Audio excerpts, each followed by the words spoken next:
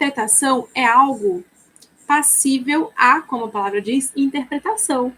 Então, tem várias possibilidades, tem várias versões, né?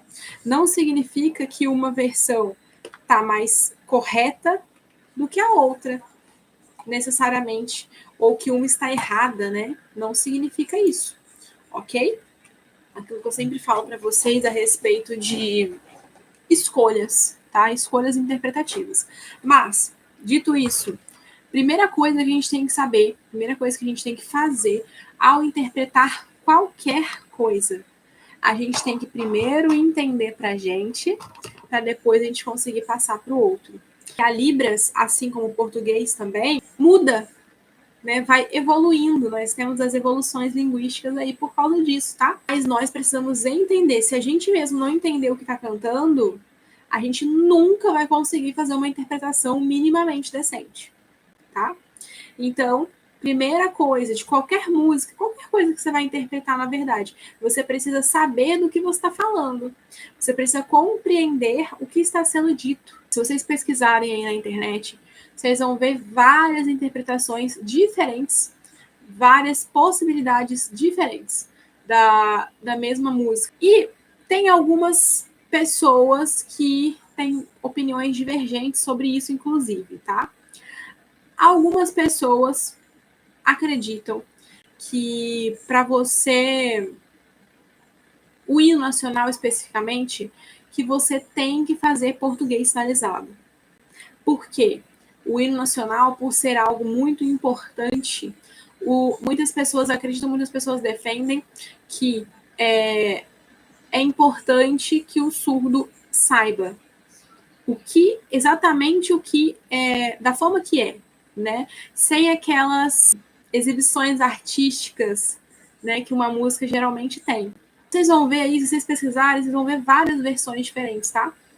É impossível você interpretar qualquer coisa se nem você entendeu.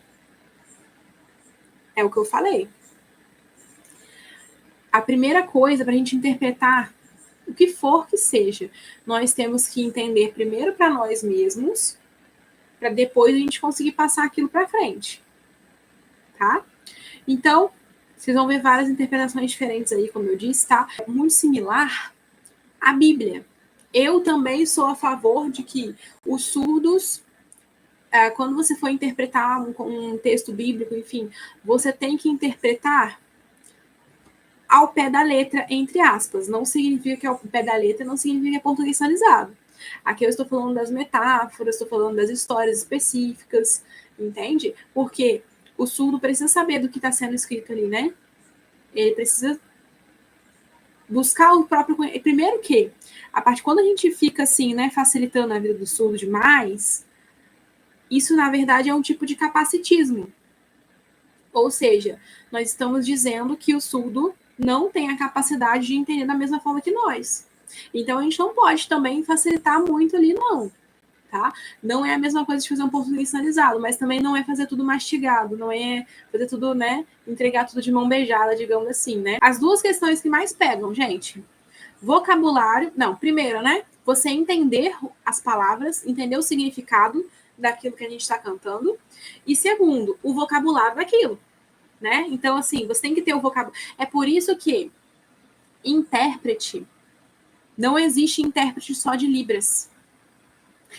Um intérprete em geral, um tradutor em geral, ele sempre vai ser intérprete, um tradutor das duas línguas.